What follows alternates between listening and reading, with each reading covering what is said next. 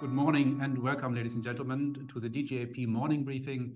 I'm Henning Hoff, Executive Editor of Internationale Politik Quarterly.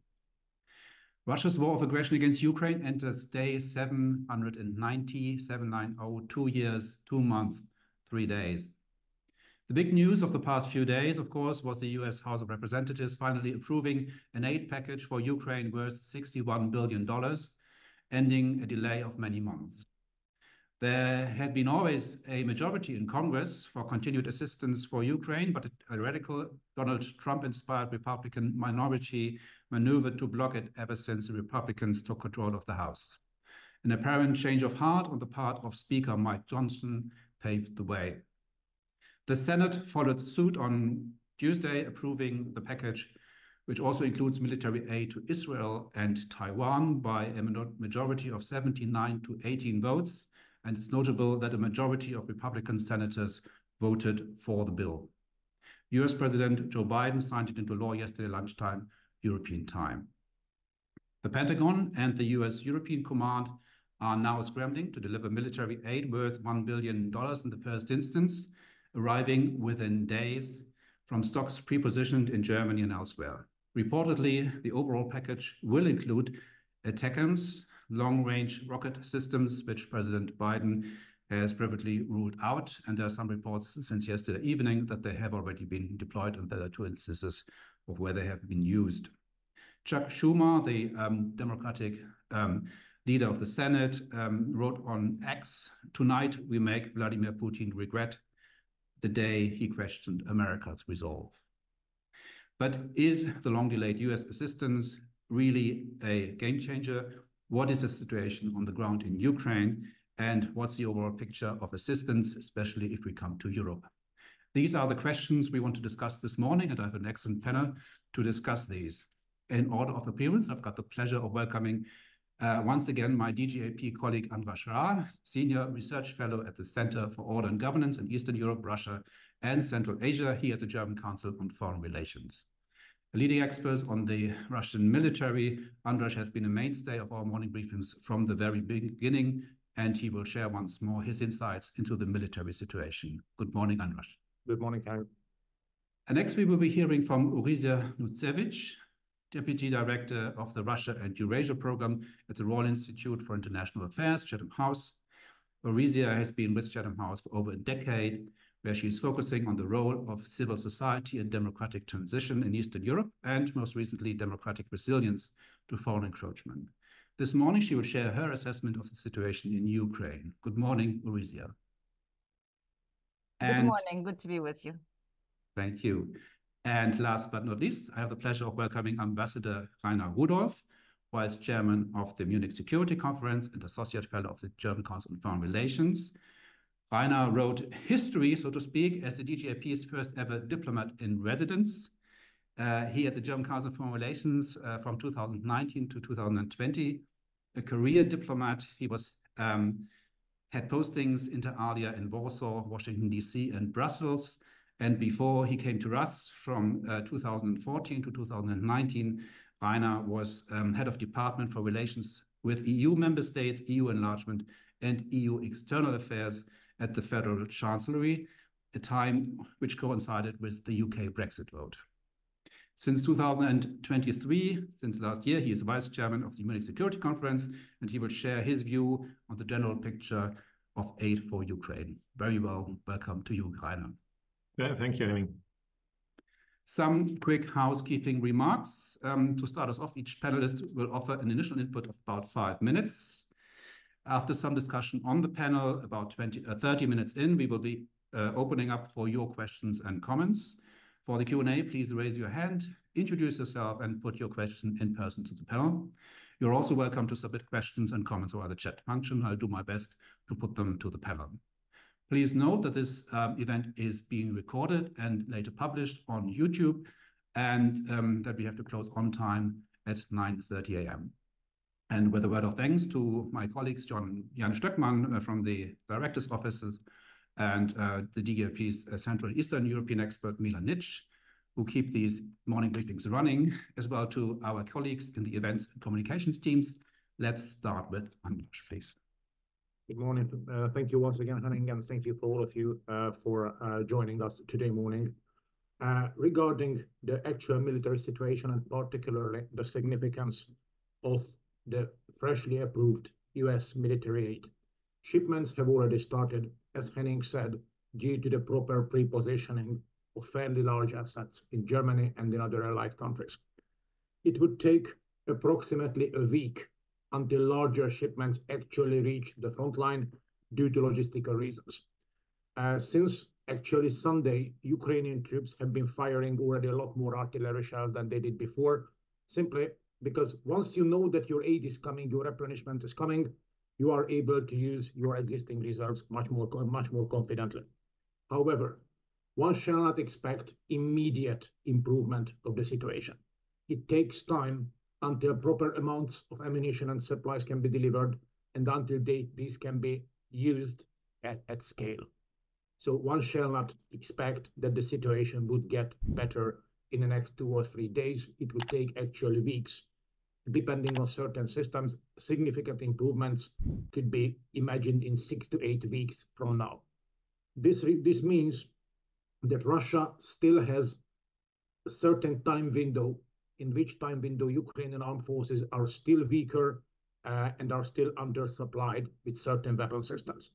So Russia is highly likely to try to use this time window in basically until mid-June, late June, depending also on the weather. So here, sitting in Berlin, in convenient peace and calmness, we need to be prepared that for the next few weeks, still bad news will be coming, particularly from the front line. Russia keeps intensifying its attacks, ground attacks, airstrikes, glide bomb strikes. Those are particularly devastating, and Russian forces try to make at least an operationally significant breakthrough at the front line. As usual, I'm trying to share a map. Let's see whether it functions. This time we will use the map, a deep state map, an interactive map project. Now you are supposed to see the map, right? Very good. This is the front line. Let me focus on the two basically most critical areas. One of them is, of course, Chasiv Yar, just west of Bakhmut. Chasiv Yar, Russians intend to take Chasiv Yar until the 9th of May, because they've been instructed that to the 9th of May, to the Victory Day, they need to produce some kind of a significant result which could be presented to the Russian public as some kind of a victory. Somewhat ironically, last year, Bakhmut was the prize for the 9th of May. They didn't manage to take Bakhmut until the 9th of May, but now they are really pushing for Chasiv Yar. Why Chasiv Yar is important? Because once the city falls, behind Chasiv Yar, west of Chasiv Yar, there is practically nothing. The terrain is open, fortifications are scarce. So if Chasiv Yar falls, it would be extremely complicated for Ukraine to keep Konstantinivka because of geographic reasons. So if Chasiv Yar falls, the Russians would have fairly good chance to start the siege of both Slavyansk and Kramatorsk. So the two most important Ukrainian cities of the Donbass. So one place to watch, particularly in the upcoming weeks, is Chasiv Yar. The other place to watch is somewhere here in the south. I'm zooming out to show you where we are. Here at Ocheretine.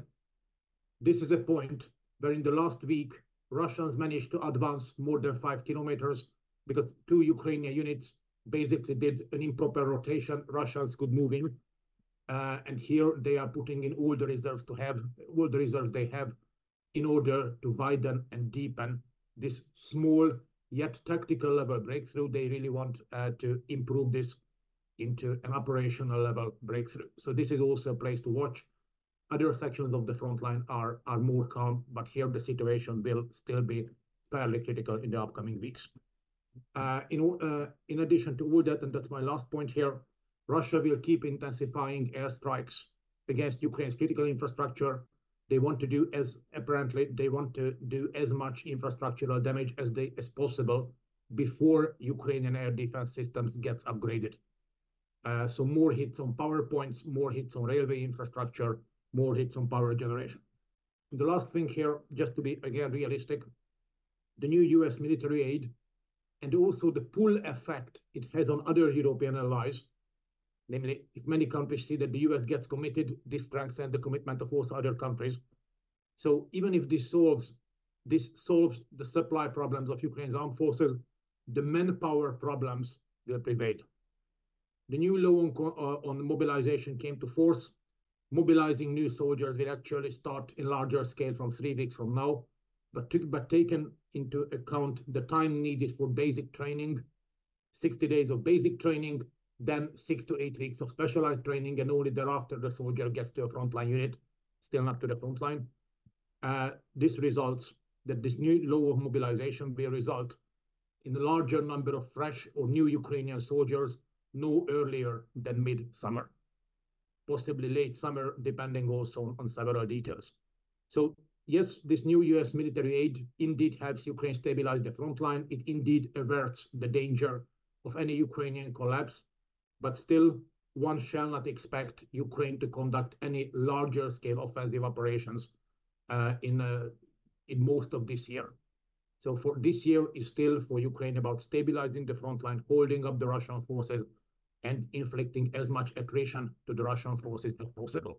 So yes, the US military aid is indeed a very good news, should have done much earlier, but still one shall not expect any kind of landslide change immediately. And again, the upcoming 6 to 8 weeks will still be very, very hard for Ukrainian forces, and we will receive plenty of bad news from the front line, unfortunately. That's it from me for the start. Thank you for joining us again. Over. Thank you very much, András. Now let's move on to Orysia with an assessment of the situation in Ukraine, sort of beyond the military. Thank you very much, Henning, and thanks DGAP for keeping attention on this hugely important conflict in Europe. I agree very much, of course, with the military assessment of András. I think that clearly we will not see an immediate impact of the US support, but it is hugely important for Ukraine and the way it's perceived in Ukraine for several reasons. One, of course, it boosts morale, and we have seen, these messages from soldiers in the trenches saying how grateful they are. We've seen American flags again in Ukrainian Chamber of Parliament, and overall, there's a certain exhale after so much intense days and weeks and the enormous suffering that was caused by this delay. And just a number for you to carry away, 640 civilians have died just in March because of depleted air defenses. We're not talking about military casualties. That is one thing. The second one, I think it has a good chances of improving the way mobilization will be carried out. Clearly, it's the soldier who fights. It's not, the Stinger or Javelin or a Patriot. It's people who are operating this equipment. And the fact that now Ukraine is actually aiming for this summer campaign to create almost 14 brigades, right? I mean, more than a dozen brigades. That is a serious force, right? And this force requires armored vehicles. It requires training. It requires material. And I looked at some of the recent public opinion poll about mobilization, and it's interesting. So in Ukraine, people actually believe the intensity of mobilization, the majority, 36% of all who have clear opinion, believe is insufficient. So actually, and only 19% believe that it's too high, right? That the Ukraine is drafting too many men and mainly men. And when they are asked what would enable better mobilization, they all talk about supply, that they want to be reassured that they have good kits to fight with. And number two is actually justice, which is very interesting, right? This is something where in Ukraine, the whole debate about mobilization was why some people why some categories or some groups are insulated from the war while others are being put on the front line. And the first wave of people who actually went to fight were volunteers. They were not forced into Ukrainian army. They were queuing in these units, mobilization units, to sign up. And now they're families and they are being exhausted, so they need rotation. And this is where Ukrainians want to see a just distribution of burden across society, and that includes actually economy, and more people are pushing for more war-type economy. But, you know, despite all the difficulties and kind of certain moment of abandonment from the US funding, Ukraine is quite determined to continue the fight. You know, people are wounded, people are exhausted, they are bitter, but they are not giving up. The fortitude remains. And again, a few numbers that I looked, and this is from February of this year. You have 88% domestically believing that Ukraine can win.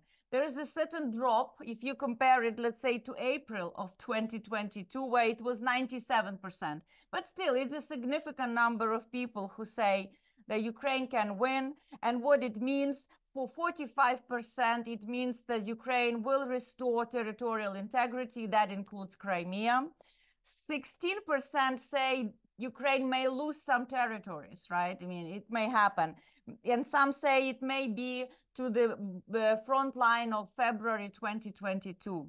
So overall, they are not, I would say, delusional about the war. They believe it may last for another 2 years. They don't think it will end anytime soon. And I think it's a much healthier expectation than last year, when there was so much hope that fast, rapid summer counteroffensive will lead to a decisive result on the battlefield.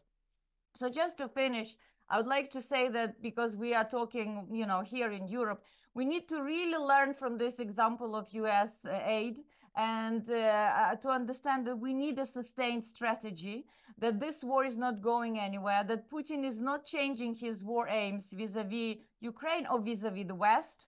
And that means that we need to, I would say, complement the escalation management, which is necessary, with a decisive strategy of actually defeating Russian troops on Ukrainian sovereign territory. And what is interesting is that the recent US bill includes a demand for the White House to develop in 45 days, that's very interesting what they will present, a strategy, and I quote, to hasten Ukrainian victory, to explain why this is in the interest of the United States, and to actually explain how this strategy will be resourced. What are the necessary implications, or what are the possible implications of Ukrainian defeat? So I think that this is an interesting moment in this war, where perhaps such strategy should be also aligned with European allies, where within NATO, with the European Union, because it's a serious conversation. Lack of such strategy in the White House actually led to this protracted war, to the stalemate, to actually emboldenment of Putin. And we can discuss more operational tools, what could be done what could be done in the meantime, but I think this is the key question now. What is the strategy of victory? And this new bill pushes the White House to give an answer. And I'll stop here. Thank you. Thank you very much, Orysia. I think you're absolutely right. This is sort of the question of the moment. And before we address it, maybe we give Rainer a chance sort of to paint us a picture of the overall situation, how he sees it as sort of as far as aid for Ukraine is concerned. And Rainer, over to you. Thank you, Henning. And to pick up on Orysia's last point, I think, broadly speaking, the EU has reacted extremely flexibly over the last 2.5 years, has made use of many of its instruments in a novel way. And I would like to focus on 4 areas. And maybe, no, before I get to those 4 areas, just one word on refugees. That was a short-term reaction at the time to use it, that the EU used its instruments, letting in by now, I think, 4 million or so refugees, and giving them access to labor markets, something immediate access to labor markets, something that was unimaginable before. But going ahead, I would like to focus on 4 areas. One is financial assistance. Henning already mentioned it. The EU agreed to a 50 billion euro package that, or in February, that is already contains at least medium-term element, because it is a package that lasts through 2027. Why 2027? Because it was agreed as part of the of a change to the 7-year budget of the European Union. So it's 50 billion euros, partly loans, partly grants that will last until 2027. And that is only part of the overall financial assistance coming from Europe. Second, military assistance, it falls in two parts.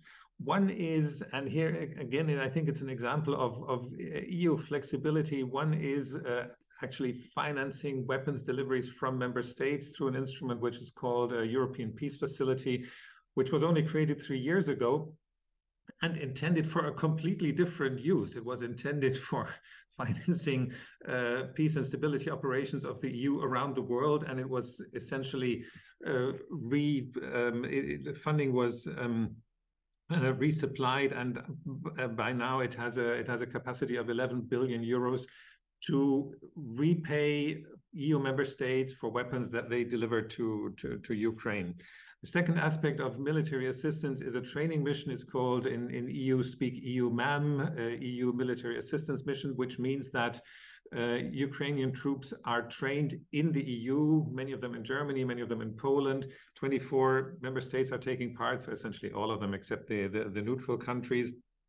By now they have trained about 40,000 US troops, and until summer they hope to get to 60,000. Much of that by now is really basic training, of course. But again, it's a way where the EU has reacted in a way it hadn't before. Fourth, just to mention, of course, third point is of course the 13 sanctions packages that have been agreed so far. 14th package is in preparation. Those sanctions, my sense is they're sometimes discounted a bit because people say, well, what effect do they really have? In my view, I wouldn't be so negative about them. First, they show really the political coherence, because for every sanctions package, you need unanimity. So you need all 20 member states again and again to agree on those packages. And the intention, of course, or the expectation rather, is of course not that those sanctions are hurting so bad, so we will withdraw from Ukraine, but rather to change the calculus to hurt Russia long term, and to signal also to the world the EU is united on this in its response to the Russian aggression. And fourth point, and this is where I get to Orysia's point on long-term message, I think probably the most important reaction of the EU is, of course, the opening of accession negotiations, because with Ukraine and also with Moldova, because it really goes to the heart of the conflict, in my view, where Russia is disputing Ukraine's right to choose its own future. And the EU has responded by saying, no, we accept that right. You are welcome to join in the accession process. And if we're honest, that is also really a sea change in the European Union's reaction, or rather view of its future of Eastern Europe. Before 2022, if we're honest, this partnership which the EU has with 6 Eastern European countries called Eastern Partnership, it was not intended to lead to EU membership of any of those 6 countries in the foreseeable future. So there, I think that is probably, in my view, the most important political response the EU has given. So to wrap up, I think the EU has been flexible, it has been coherent, but has it done enough? We can discuss that. Thank you. Thank you very much, Rainer. And maybe we pass exactly that question on to András. You already sort of painted us a picture. The US package is very substantive, will sort of last the year, has a potential to change the dynamic. But is it enough, or how would you think Europe should respond? There are some commentators say Europe should match this kind of military assistance the US is now providing. Is it possible in the first place? Thank you. I'm not that much an expert on European defense industries, so here I need to be careful with my assessment. I think the starting points are different. The very status of the military industries are different. The very stockpiles are different, and the strategic cultures are different. So I do not really see that Europe would be able, actually willing to match up the US one-to-one. Still, European contribution and not that much from the EU level, because there are still internal disagreements within the European Union, but contributions from very many EU countries, including actually Germany. These are really substantial. I mean, if you remember the very beginning of the war, when Germany started the military assistance with a few thousand helmets, and the entire Ukraine was laughing at the Germans that, see, all you can provide is a few helmets. Since then, Germany has become the second largest supplier after the US. And very many other European countries are also ramping up their supplies.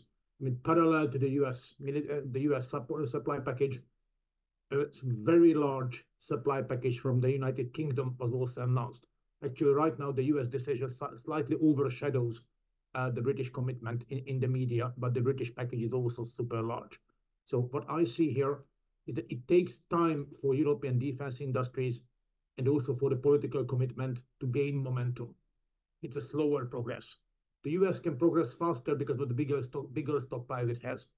But now with the European defense industries gaining momentum, plus the very unique and really successful Czech initiative on procuring ammunition from third world countries, this will also start producing results. I mean, results on the front line from mid-June, early July on. So sooner or later, we are catching up. Yes, sure. Personally, I think this should have done a lot earlier. But these things change slowly. These things move slowly. Good indicators are the new European defense industrial plants and factories getting constructed or planned to be constructed close to Ukraine and near Ukraine and inside Ukraine as well. I mean, Rheinmetall has plans about building up facilities, defense industrial plans in Ukraine to supply Ukraine. And had anybody told me this 3 years ago or even 2 years ago, I certainly wouldn't have believed it. So there are really large changes coming on also on the European side. These just take time. Last point here, because of the renewed US commitment and because of Europe slowly gaining momentum, I actually dispute those assessments which say that time would be working for Russia.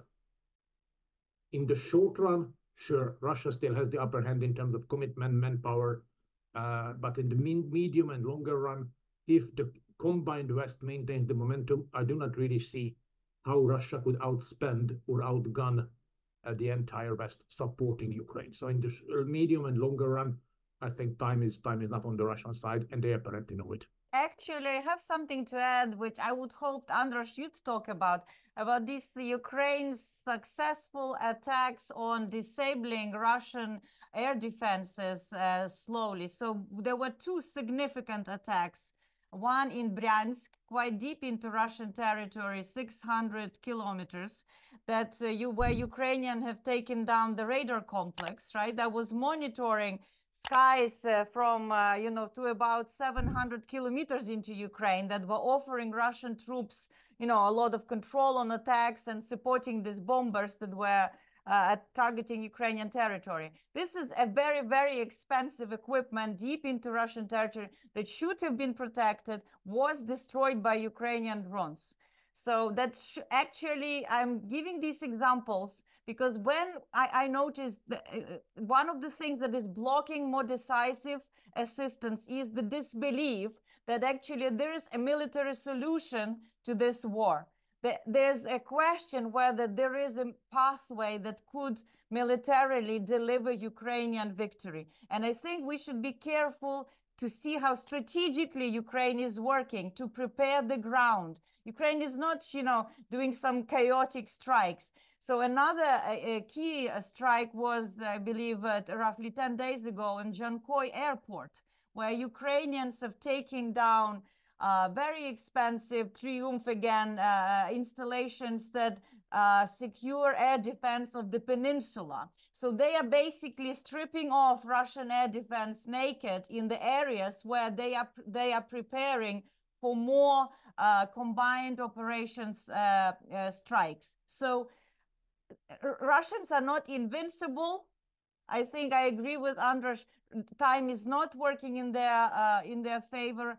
The resources actually inside Russia in terms of mobilization potential, yes, they exist. But we do see now the tensions slowly coming to the surface inside Russia, with mostly around, you know, social injustice, and we've seen the floodings that were in Siberia, and what Russian citizens were saying to the officials. When they felt mistreated, they always say, what my son died for, meaning he went to war in Ukraine, to be treated like that by the government. And this will only intensify. So I think we should hold our feet on the ground and believe that in this particular conflict, if the West remains united, and Ukraine, that it has so much now experience in fighting and strategy and technology, and great minds, I think, actually behind a lot of these operations, and intelligence and support from allies, not only kind of kid support, I think there is something that would actually stop. I mean, I think stop this imperial invasion, because this, the only way we can have peace in Europe, if this imperial war of Putin fails. This is how European history was progressing, and this is the result we all want to achieve. Something very important to keep in mind. It's not just for Ukraine. It's for what on the European continent we will be facing with after this war is over. Thank you, Orysia. Rainer, I mean, anything to add on Europe's unity or disunity? How do you see it? Well, I agree with everything Orysia said, and yet I would like to add two sort of sobering notes, which I think, if we're honest to ourselves, we have to keep in mind. One is, I think we're, as Europeans, we are still very much relying on the US, and we saw over those last months, as the package had stalled in US Congress, the situation deteriorated the way you both have described. And this is in a situation where we have President Biden in office, where we have a majority, where the Democrats have a majority in the Senate. And going ahead, look, we'll have elections in the US in the fall. We don't know how the presidential elections will end. From what I hear, it is highly likely that the majority in the Senate will flip. So all I'm saying is, as Europeans, we have to be in it in the long term, just as you said, and prepare not to just continue what we've been doing, but prepare to step up also financially in terms of rebuilding our defense industry, as András has indicated. That's point number one. And the second sobering note is, what hasn't unfortunately really changed is the indifference of much of the world outside Europe. Large countries in what we call the global south have not condemned the aggression. The sanctions packages, I mentioned the EU packages, are essentially limited to European Union and the G7 countries, plus a few others that are aligning themselves. But much of the global economy is still connected with Russia. And that, I think, from a diplomatic point of view, is really a task that will stay for a long time, to rally support around the world. It was successful in 2022, if you remember those votes that were held in the UN General Assembly, where 140 plus countries voted against Russia. But in practical terms, and we experience that every day, to argue that this is a violation, that this is not just a regional conflict, quote unquote, in Europe, but really a violation of international norms that concerns countries outside Europe. That is work that remains to be done. Thank you, Rainer. And as we already passed half of our time, it's time to move to question and answers. Please, dear colleagues, don't hesitate to ask your questions, particularly in the chat field. We already have actually two questions. One, you may possibly guess, it's about the Taurus.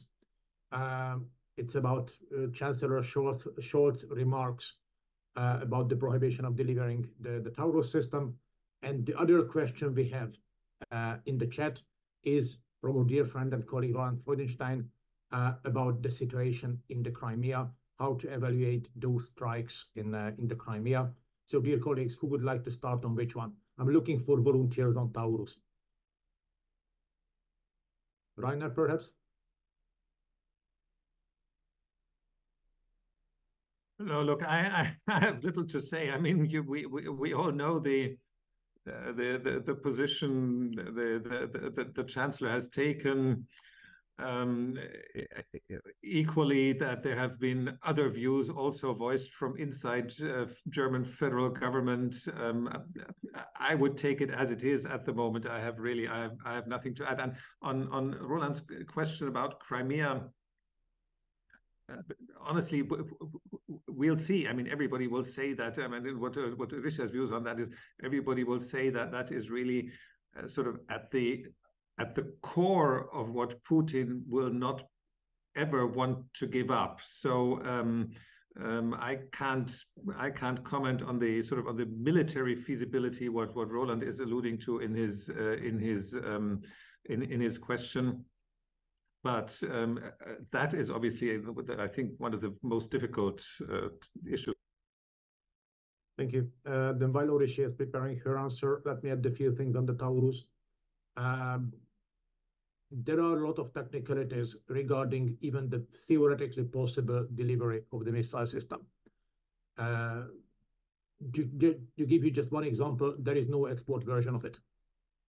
Meaning, in the theoretical case, Germany delivers the missile, and the missile gets deployed, and any kind of malfunction happens, or Russians manage to take it in one piece or intact, or not completely damaged. It would mean that Russia could get a hold of one of the most modern weapon systems we have. We never give the most modern weapon systems we have to Ukraine, or not to such positions where the risk of these weapon systems falling into enemy hands would be realistic. Without an export version of a Taurus, this is one of the risks that would come together. Another thing, when it comes to taking down the Crimean bridge, it is an extremely complicated and well-defended target, and a very heavily fortified target. So one shall not expect that any kind of weapon system would be able to take down the Crimean bridge all at once. There are physical barriers, there is fairly strong air defense, composed both of short-range missiles and anti-aircraft guns, and there are large amounts of electronic warfare components deployed to defend the bridge. So taking down the bridge would require a complex multi-level operation aimed at first neutralizing the electronic warfare, thereafter cleaning out the air defense on a substantial territory. And once such a hole is created in the radar systems and air defense system, through that hole, it's possible to go in with whatever weapon system, let it be Taurus or something else. But there is no quick fix for taking down the Crimean bridge. So one shall not expect that to happen anytime soon. And I fully agree with what Roland wrote. Attacking the bridge would make sense only if it can be combined with severing the other Russian logistical lines. The fleet, or the remains of the Russian Black Sea Fleet, Russians used it as ferries. Basically, the large landing ships were used to ferry military supplies between Russia and occupied Crimea. Most of these landing ships are already out of service, but still some of them are functioning, plus the railway connection is there, and Russia is even building a new railway connection. So this is something in progress. One shall not expect that a single strike would solve everything. So that's it from me. Orysia had enough time for preparation, so the floor is yours. Just briefly, because I want to take more questions. I think we have to understand that Crimea is the only point where that can put pressure on Putin's regime, on people around him, and threatening it militarily could change political and strategic calculus of this war. That is why, the campaign that would make that serious is necessary. Whether it will be successful, it's a question. I agree that, to take down Crimean bridge will probably take hundreds of long-range missiles, not 20 or 10. But it is militarily feasible because it's a peninsula, and it's much easier to threaten it than the piece of land that is locked into the Russian territory, like, let's say part of Donbass or Luhansk. So, and the sign that Russians are scared, or maybe not scared at this point, but nervous about it, is that they are building serious fortifications on the Perekop stripe that connects Ukraine to Crimea, a Surovikin type line of defenses. They are building alternative railway that András was saying from Rostov to connect not through the water. And this is a right strategy. It's to threaten Crimea. That's why. Of course, I know that what's on people's minds, it's a nuclear blackmail. And we should be prepared that this will continue. This is the only way Russians know that they hope will intimidate the West from supporting. But I think blackmail and use is another thing. And I think we should actually be working more with China to prevent to increase the taboo on the first use of nuclear weapons, and to keep putting pressure on the Kremlin through that communication and engagement of Chinese in order to offset any temptations that they may have, as they will be losing eventually on the battlefield if all those measures that Rainer described will be maturing with time. Thank you, Orysia. And our questions and comments give us enough time for the audience to also raise questions. We have the first brave one with a question, or colleague from DGAP, Milan. Milan, the floor is yours. Moving on to what we will have later today is French President Macron's speech, which is offered as a speech not only to the French public, but to all Europeans, but also it's very much an election campaign speech. It will address EU agenda, but I expect him also to address the war in Ukraine, the military situation. And I want to ask especially Rainer, but others also, to comment on what has happened among European leaders since, 2 months ago, was it, when President Macron invited other leaders to Élysée? He sounded alarm bell when the US aid was stuck in Congress, and had several ideas of how to support Ukraine to withstand the Russian offensive and to prevent collapsing the front line. The sense of urgency was there, but somehow haphazard. I have a feeling of Macron's initiative producing more disunity in the beginning, but now it's somehow swept to a side, and let's see what is there in the speech. But Rainer, how would you comment an attempt of President Macron's leadership on the European response to the war? Is my first question. My second question would be about the upcoming so-called peace summit in Switzerland on the 15th of June. What do you expect from it? Well, let me start with your first question, Milan. Look, I think what you're alluding to, I think, was Macron's comment on not excluding the option of sending European ground troops to Ukraine. To me, that was the kind of messaging that a nuclear power can do, and which Germany probably would never do, which is to leave the other side in some uncertainty what you're going to do, which is what nuclear powers do, because that is how nuclear deterrence works. I think, and I wasn't at all surprised, of course, that there was no agreement on that, and that the German government wouldn't agree on that, because it's totally contrary to what the German government has been saying since the beginning of the war. And many others have as well. What I thought, frankly, was a bit unfortunate in the situation was that it distracted from the large, not only sense of unity, but actually expression of European unity in many of those areas I mentioned earlier. That is undisputable, and I think. And I would just pick up one of the questions that I saw in the chat. Does the EU have a strategic objective? Absolutely, and I think it is expressed in the strategy I outlined. The most important part being the membership perspective. So I think I would put this in sort of a discussion for a couple of days. That for reasons we may know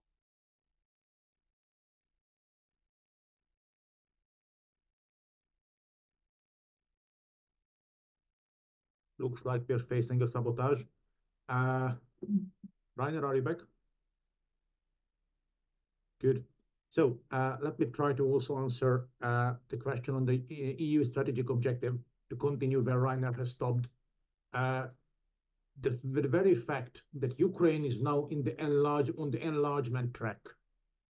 Earlier, Ukraine was part of the EU's neighborhood policy. The neighborhood policy was, like to quote the old head of Commission Romano Prodi, everything but the institutions. Without the full-scale escalation, Ukraine would have stayed most probably in the neighborhood track. So as a strategic objective, we would have had Ukraine as a well-functioning, predictable, nice, but still neighbor. However, now Ukraine has been moved to the enlargement track, and this is fairly unprecedented in the recent history of the EU foreign policy. If this is not a strategic objective, I do not know what a strategic objective is.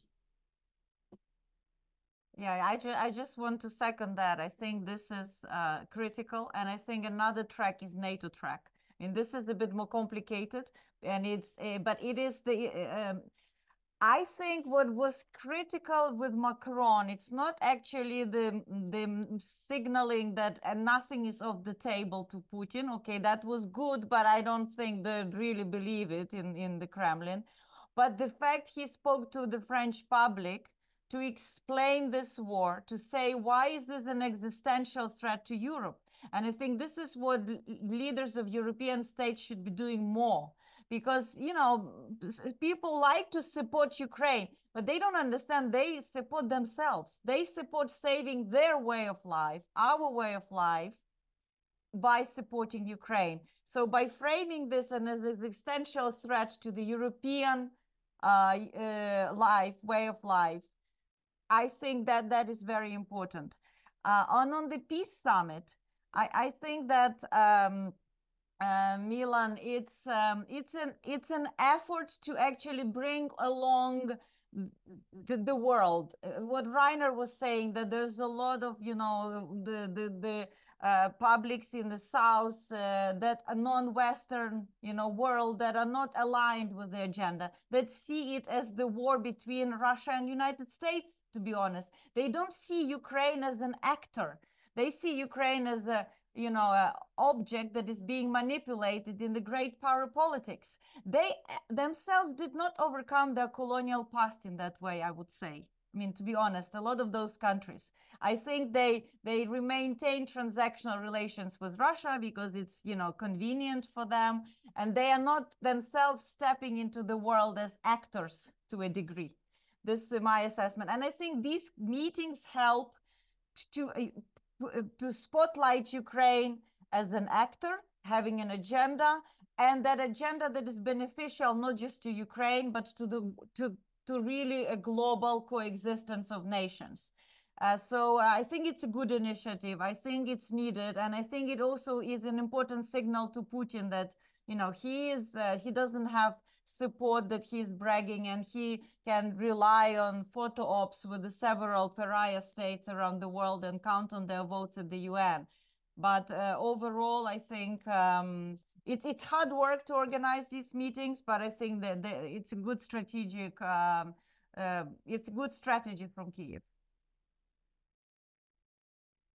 Hello, I do have to apologize. I was hampered by a technical defect.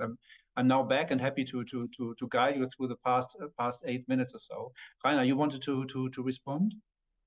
No, just one brief comment on the EU and NATO membership. I think there is one core difference, many, but what is really an important difference when you negotiate EU membership, as anyone who has done, the countries who have done so in recent years can testify. You know what you are negotiating about. You are negotiating about your accession to thousands of legal acts, hundreds of pages of treaty, and you go through that. And when you become a member, you know exactly what your obligations are and what your rights are.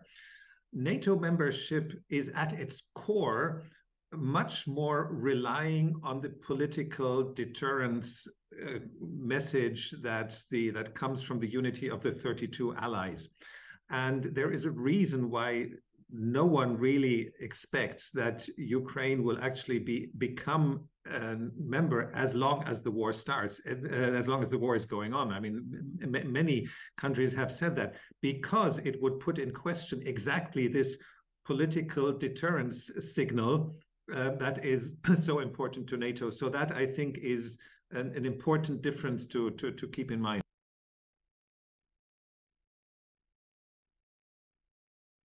Thank you very much, Rainer. Sort of, he's still struggling here. I'm kindly, our colleague Julia Loeva has sort of lent me her computer to see us through the final minutes. I would András wants to come in, and maybe we can have two more questions. If you can think of two to put to our panel, please raise your hand, and I'm very happy to call you up. But András, please. Thank you. I try, as time is short, I try to move further down in the chat. Frauke Niemeyer asked about what types of weapons Ukraine needs to be supplied for any kind of offensive warfare. Basically everything, and most importantly, an entire branch of weapons, namely a functioning, properly integrated air force. I mean, what's remaining of Ukraine's air force? They are putting up a good fight, but most significant resistance. Ukraine would need to have an air force that is able to protect its airspace, that is able to protect its fighting troops from Russian glide bombs, airstrikes, all these things. And Ukraine would need an air force which is able to tackle the threat of Russian cruise missiles and strategic bombers. So that's the most important thing missing, but also plenty of armor, plenty of infantry, and most important of all, much better training and integrated way of fighting also above the level of brigades. Because on higher levels, there have been significant shortcomings visible still last year. Going further down, we have a question of from Lachraf Ben Chaim about the frozen conflict, which could be the best solution to avoid more Ukrainian casualties. Two things to add here. First, any kind of freezing the conflict, this is a decision to be made by the Ukrainians, not by us.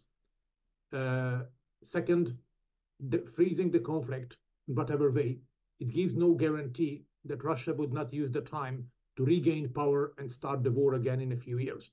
Third, most importantly, and this is going to be ugly, dear colleagues, the entire narratives of freezing the conflict, it implies, or it's built on the concept that on the occupied territories there is peace. So if we stop fighting, then peace would be restored. But colleagues, this is not the case. On the occupied territories, there is daily terror. We heard from Zaporizhia Occupation Administration, they've been basically boasting about setting up literal concentration camps. So in the occupied territories, there is terror, there is mass executions, mass abductions. Freezing the conflict would not put end to the suffering. You need to have much more detailed information about what's happening behind the Russian lines. That's why, unfortunately, freezing the conflict is not a solution at all. And anyways, if such a decision is taken, this should be a decision taken primarily by the Ukrainians. One more thing on the French remarks. I very much like this change of messaging, because earlier it was us, it was the West who always declared where our red lines are. We're not going to deliver these weapons, we're not going to deliver this, we're not going to do that. We made the job of the other side much easier. We set our own red lines publicly. Now the Macron remarks, not excluding everything, this is changing the discourse. Now it's up to the Russians try to find out where all red lines are. This is a different type of messaging, a more strategic messaging. I personally like it. That's it. Thank you. Thank you very much, András. And I read that this the American decision to send ATMX was sort of coached to, or it was first communicated to the Russians. If you continue the attacks on the electricity grid, we will do that. And that is, I think something which also is a new element, certainly not tried by the German government so far as far as I know. But if there are no raised hands, maybe can I just Orysia, because please. there's one question from Jens, I cannot pronounce the last name, I'm so sorry, that says, would the Ukrainian people and government be ready for any negotiated diplomatic solution? I think that I'm coming back to the type of war this is. I think it's very important. This is a war where Putin claims there is no Ukraine, and the territory that he occupies he claims to be Russia. He doesn't say, I occupied a piece of territory. He says, this is Russia. And I think this is a clear imperialist war, clear. And that is why I think that is why Putin should not get any territorial gains, because then it means he is winning in Europe and drags Europe back to the 19th century. Russia is fundamentally demodernizing power. This is what we are facing. We are all now going back to increasing military spending instead of dealing with climate, facing refugee crises, having to deal with something that we thought we put in the past. Do we want to live in the next century of this? I don't think so. Ukraine is given the best opening for defeating Russia, honestly. And I think if we don't use this opening, we'll just delay and we will have more war and we will give time. Let's not forget, for China, Iran, and Russia to align their not only priorities, because they have the same priority to push America out of their respective regions, but this will give them time to actually operationalize this in a military, economic, and financial ways. And then we will have more and more trouble, not less trouble, and our boys will have to go and die in war. So I think let's just keep this in mind. This task at this point of time is much more manageable than we imagine. It's difficult. But just to finish on one note, with all the difficulties with Taurus and expectations that Ukrainians have with the Germans, they also very clear about who are Ukraine's top allies and who are providing the most military assistance. It's United States, number one. It's Germany, number two. That's Ukrainian people are saying it. And it's United Kingdom. And I think this is very important to keep in mind, that Ukrainians are grateful. They see for what Germany does, and they understand the difficulty with the legacy of the Second World War and all the historical background. But I think together we can push each other in the right direction. This is how I would say. Thank you very much. We have to wrap up in a moment, but maybe I would like to ask each of you for a very short answer. This is coming up in the chat, the role of China. Chancellor Scholz tried to convince Xi Jinping when you saw him in Beijing last week to lean on Putin and to rethink his approach. It doesn't look very promising, but maybe you see it differently. And just to give us a sense, sort of, how do you see the war progressing, or do you see an end, or what is your sort of your assumption about how this will continue? Briefly, look, I don't know where this will go on the ground, how long Russia will have the capacity to continue its aggression.